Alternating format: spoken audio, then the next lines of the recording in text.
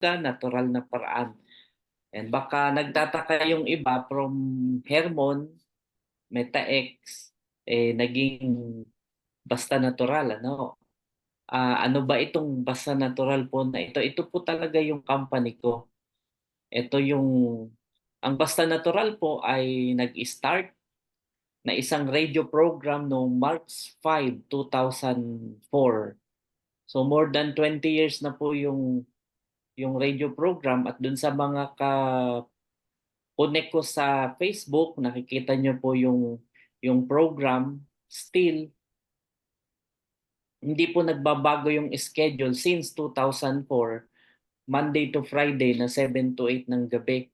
Yung Sabado, 2:30 to 4. Pero dati, nag-start ako ng 1 to 2 p.m., naging 1:30 to 3 p.m. hanggang sa ginawang 2:30 to 4 p.m. na.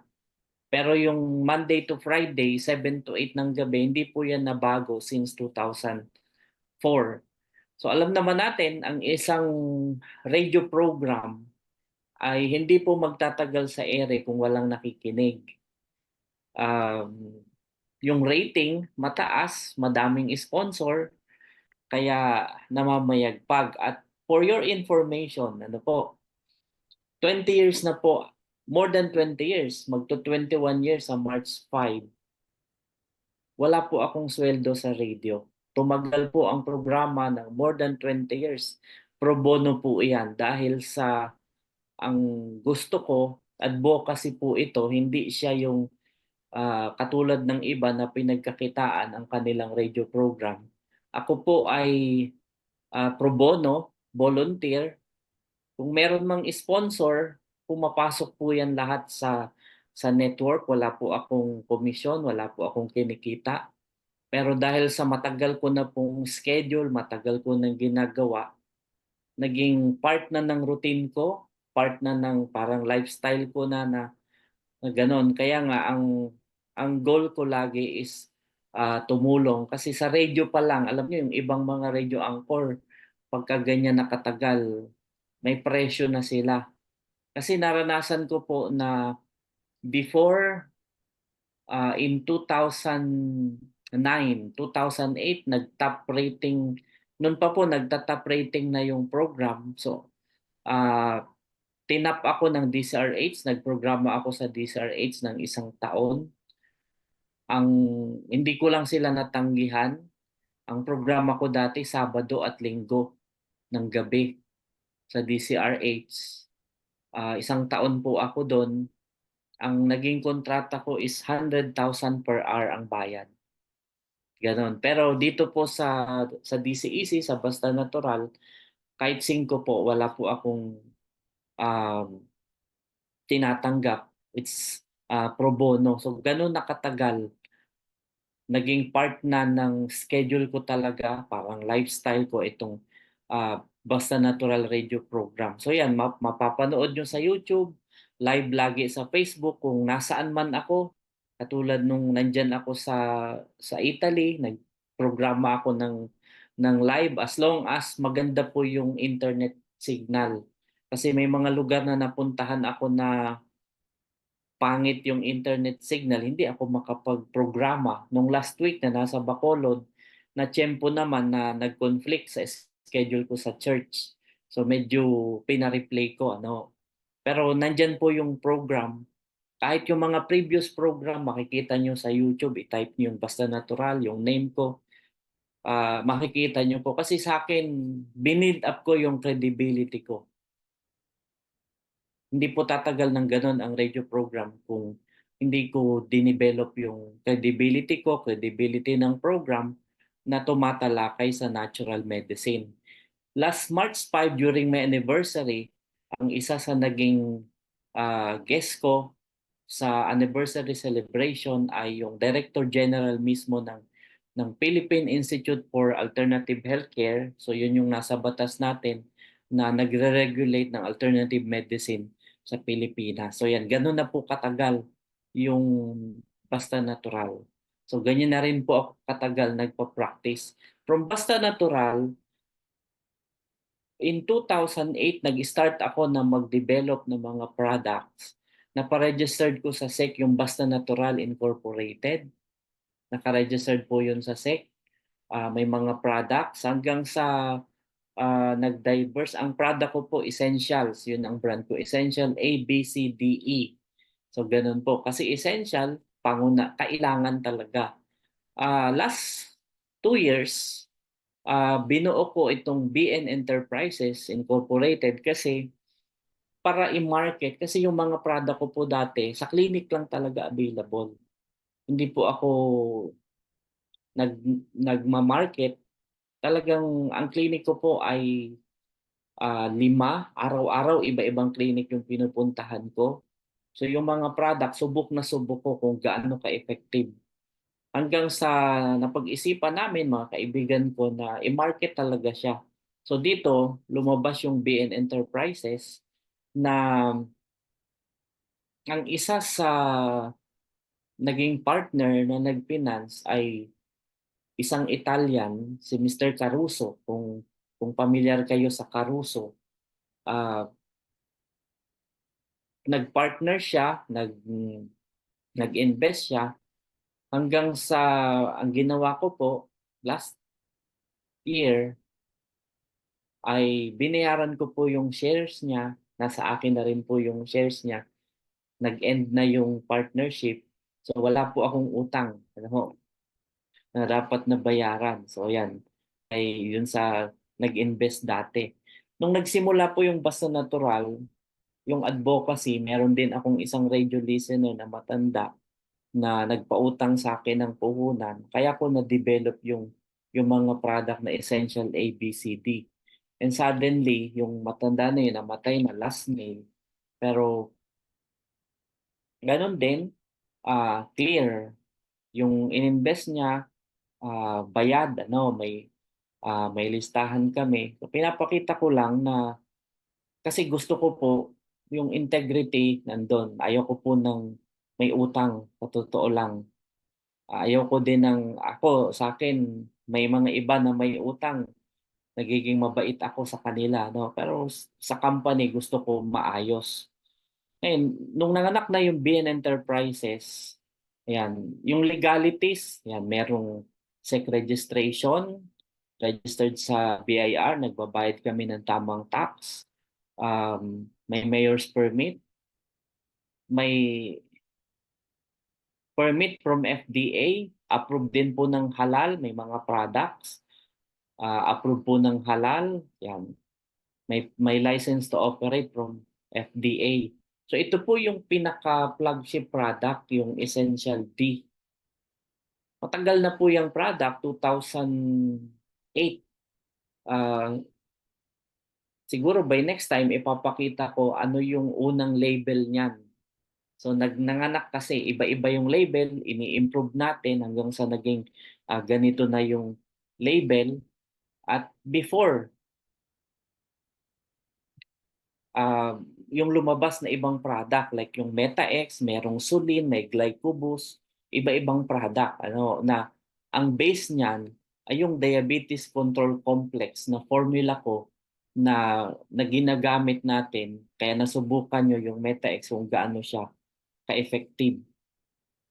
So, dun sa mga hindi masyadong nakakilala sa akin, ako po ay life member ng Philippine College for Advancement in Medicine. Full member din ako ng British Council for Complementary Therapies. Yan po ay sa London, sa UK. Life member din ako ng Philippine Society for Microbiology. Yan, may PhD ako sa Alternative Medicine. Ako ay certified trainer din ng TESDA. Madami po akong mga seminars na pinagdaanan, seminars na binigay hindi lang dito sa Pilipinas, maging sa abroad. Uh, sa church po namin, ako yung nagsiseminar sa iba't ibang bansa.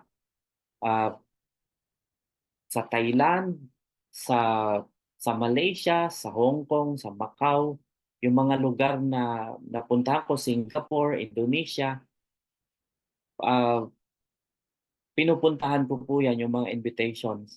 lalo na yung sa church-related activities, lalo na yung mga health concern. Kaya ako din po ay mapapakinggan nyo sa INC Radio. Ano? So meron ako sa DCEC, yung Basta Natural, for more than 20 years. Tapos nasa INC Radio ako for almost 8 years na sa INC Radio. Napapakinggan ako tuwing Biyernes ng umaga, alas 10 hanggang alas 11 po ng umaga. So ganun din, kahit saan ako makarating, yan, nandun po, nagpo-program ako diyan sa dalawang radio station na yan. So ito yung unang award na binigay sa akin. Ito ay in cooperation with UNESCO, International Holistic Physician of the Year noong 2013. So binigay, natanggap ko yan sa Kolkata, India. So I was appointed din na honorary advisor ng Sandia Maarga Holistic Living Academy sa Malaysia. So hanggang ngayon ay connected pa rin ako. Just recently ay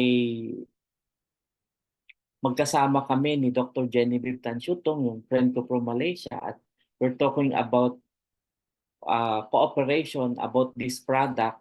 Kung gusto natin na ipa-registered in Malaysia, they could help us kung lalaki yung market. At may mga nakausap na rin kami sa Malaysia na pwedeng mag-market sa Filipino community. Ito, si Dr. Tan Syutong naman, yung sa Malaysian, sa ibang nationality na nakabase sa Malaysia. Si Dr. Tan Syutong may-ari ng school, isang book author, isang licensed pilot din siya. Nakilala ko siya sa India during her graduation. Ako yung naging guest speaker. So na-invite niya rin ako na mag-talk sa kanyang school sa Malaysia, and by November nagpaplano siya ng another health forum na i-invite ako as one of the speaker in Malaysia. Yan, ito na po. Dun sa mga nanonood sa akin sa radio, yan yung Essential D. Yan yung commercial ko dun sa radio program. Yan, subok na subok natin pampababa ng blood sugar, nakaka-stimulate ng insulin production, nakakatulong din para mag-normal yung cholesterol. Actually, madami na pong testimonials. Kaya lang, syempre, nung nilabas yung MetaX, tinulungan natin yung MetaX na ma-promote. Kasi ang MetaX sa akin din po, ako din po, yan din pong formula na yan, may mga kaibahan lang yung bawat isa. So kumbaga, yung diabetes control complex na formula, nandun yun. Tapos bawat isang variant, merong brand na iba. May mga kaibigan tayo na may captured market sila, kumuha sila, ni-rebrand. Pero may mga konting difference, like yung Sulin, naglagay ako doon ng yung Alingatong. Merong kanina nakikipag-usap sa akin, gustong isama sa kanilang product line, lalagyan ng Muscadine. So may mga ganong variation ng product. So ito, mapapansin nyo, ah ang difference sa MetaX, mamaya papakita ko. Ano. Pero yung label, halos kapareho siya ng MetaX kasi ako din po nag-design yan eh. Pareho po yan. Ako din ang nagbigay ng pangalan kasi it's my formula po, yung diabetes control complex formula na yan. So may mga variations lang. So ito yung in-apply ko na uli for FDA kasi for Go Beyond, 60 tablets. Yung Essential D na pinopromote is 90 tablets po iyon. Pero ang pa natin is yung presyo, hindi po dapat mahal. Kasi matagal ko na pong product ito, madaming mga networking companies ang kumuha, kumausap sa akin, hindi ko binigay, nabudol lang ako ng Hermon, kaya naibigay ko yung nabigyan ko sila. Kaya lang hindi ko na control yung presyo. Katulad nung nabanggit ko, nung napunta sa Gobe binaba nila yung presyo. So pumayag ako na tumulong sa promotion. So ito na, Same lang yan. Ito na po yung in-apply natin sa FDA na variation na 60 ang laman per bottle. So same lang po yung bottle. Ito na po yung magiging label. So ito po yung MetaX. Kung napansin nyo, yung lumang Essential D, wala yung pangalan ko. Sabi ni Ma'am Marily, bakit wala Doc yung pangalan mo? So dito sa bagong variation, yan, nilagay ko na rin po yung pangalan ko dyan. Sa mga susunod na product, yan, ilalagay ko yung pangalan. Just guarantee na ganun ako ka-confident sa product. Kaya even sa FDA registration, pumapayag po ako na ilagay yung pangalan ko. Um, Nagkaroon ng problema dun sa mga hindi nakakaalam with Hermon. Actually, pati ako, sabi nila dapat exclusive kasi dapat ang gusto po ng Hermon yung seminar po dito sa Gobi yung dadaan sa kanila. Sabi ko, hindi naman ako exclusive sa Hermon. Kasi ako ang supplier, although recently inaalok ako na maging head ng kanilang scientific advisory board. Ako na yung maging medical director nila. Pero hindi naman ako umoo. Saka hindi po ako exclusive sa Hermon. Kaya nga nung nagkakaroon ng problema, sabi ko kay Sir Mikey, pag-usapan na lang natin tayo mag-usap. Kaya dito kami nag-come up na ibigay na lang yung Essential D kapalit ng MetaX. Kaya lang, suportahan natin kasi alam ko may stock pa kayo ng MetaX kung ilang daang bote pa. So hanggang sa maubos, habang hinihintay natin yung sa Essential D, ubusin muna natin yung MetaX. Pareho lang po yan. May naiba lang na ingredients para hindi siya magpareho. Kasi bawat brand po, ganun ang ginagawa ko. May konting difference. Pero yung Diabetes Control Complex formula, pare-pareho po na component nung iba't ibang mga brand. Yan. And just to show na hindi po ako exclusive sa Hermon, may ipapakita ako ng mga ilang products na kasama po sa promotion ko. Pinalagay ko yung mukha ko na kung nanonood kayo ng aking live na radio program sa YouTube and Facebook, makikita nyo po ito. Just to show you na hindi po ako exclusive sa isang company.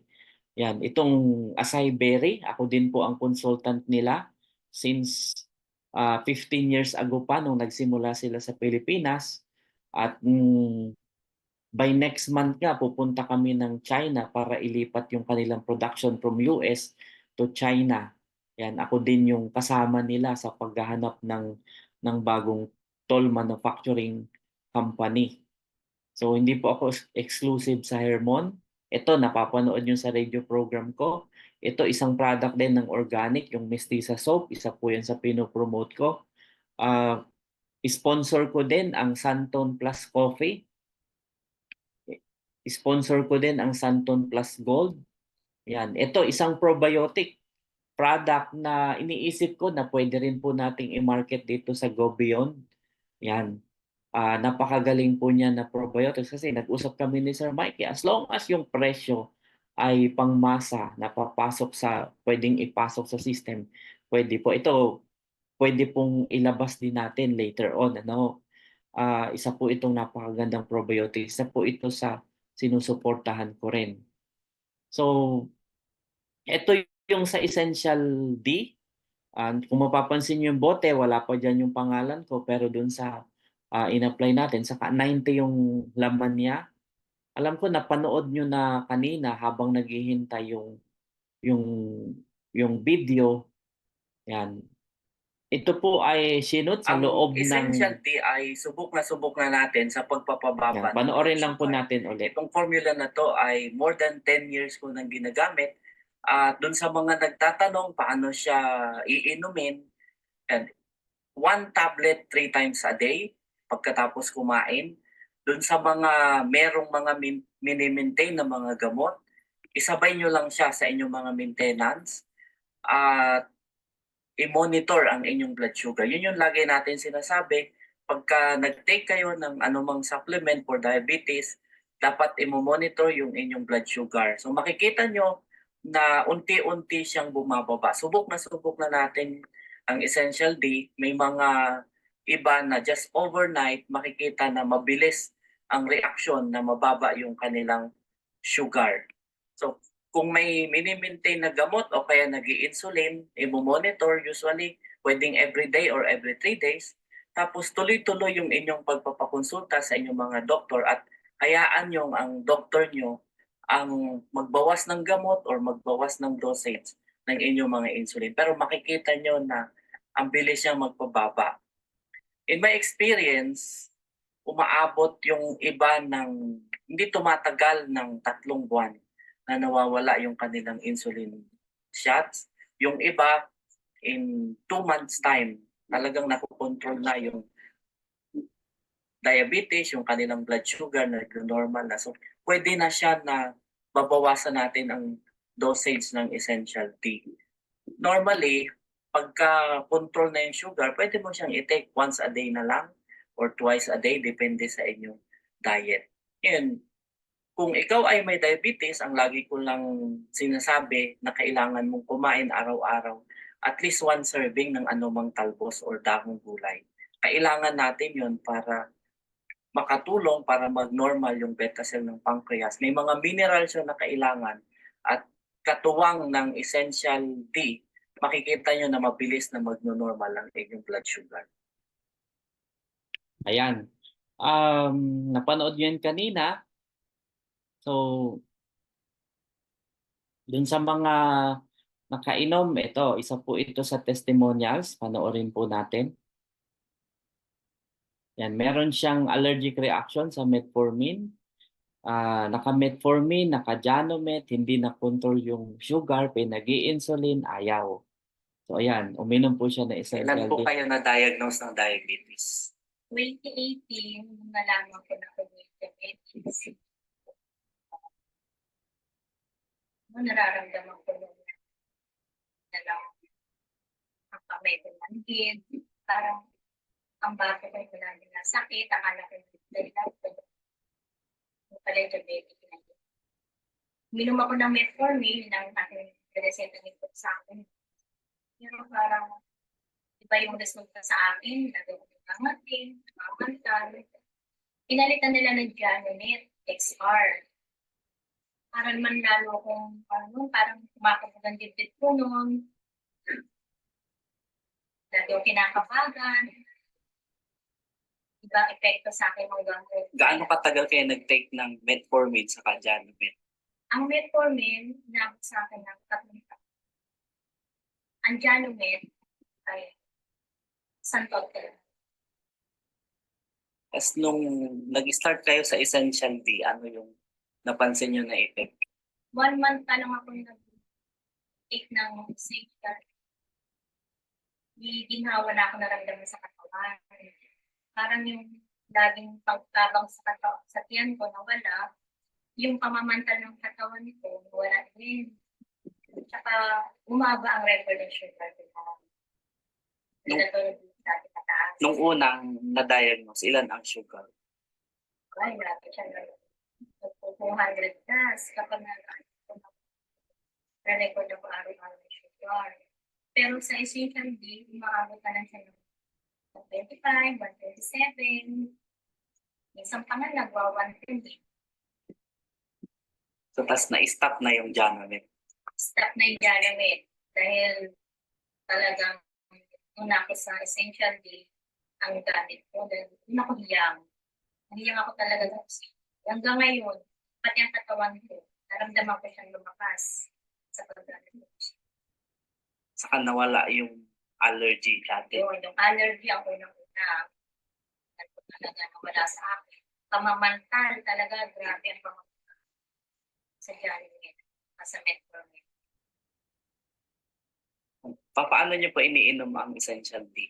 Ang Essential D, 3 times a day ko iniinom. Kaya tapos kumain.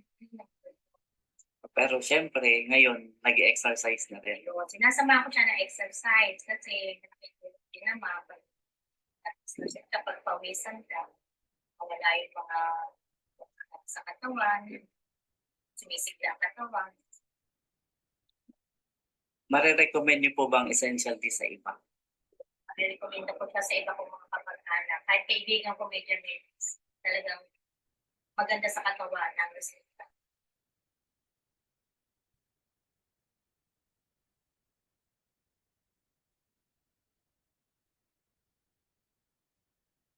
Yan. May isa pa po na ipapakita ako.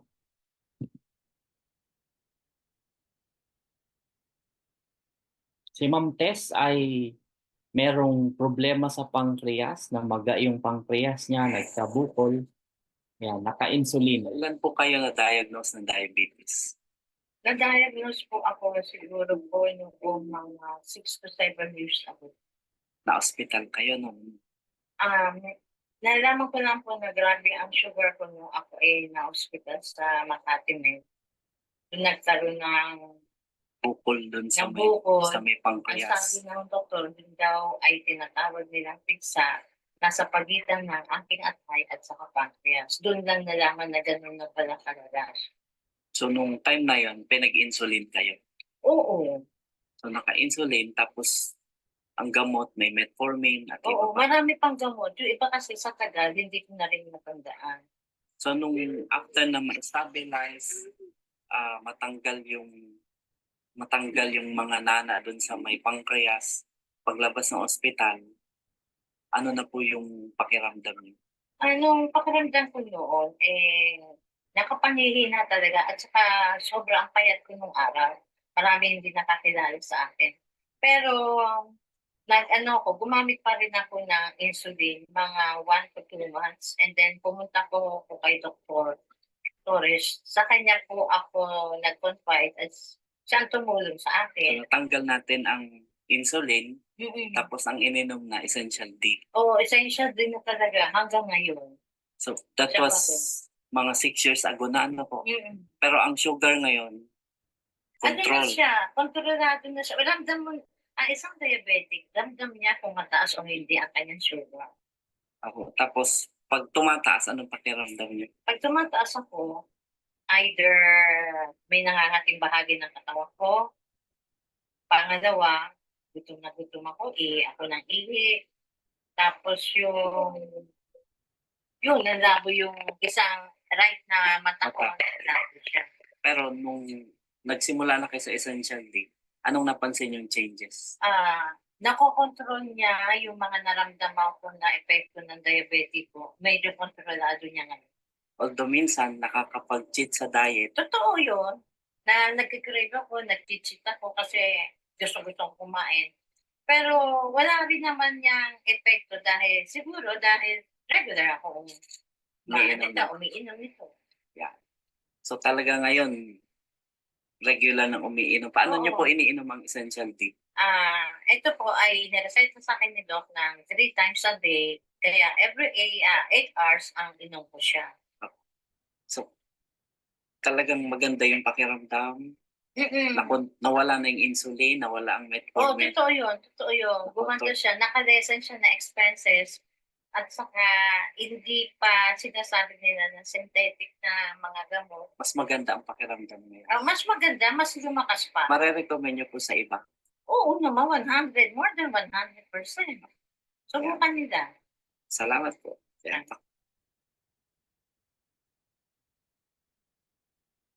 Yan, si Ma'am Tess Kaimo.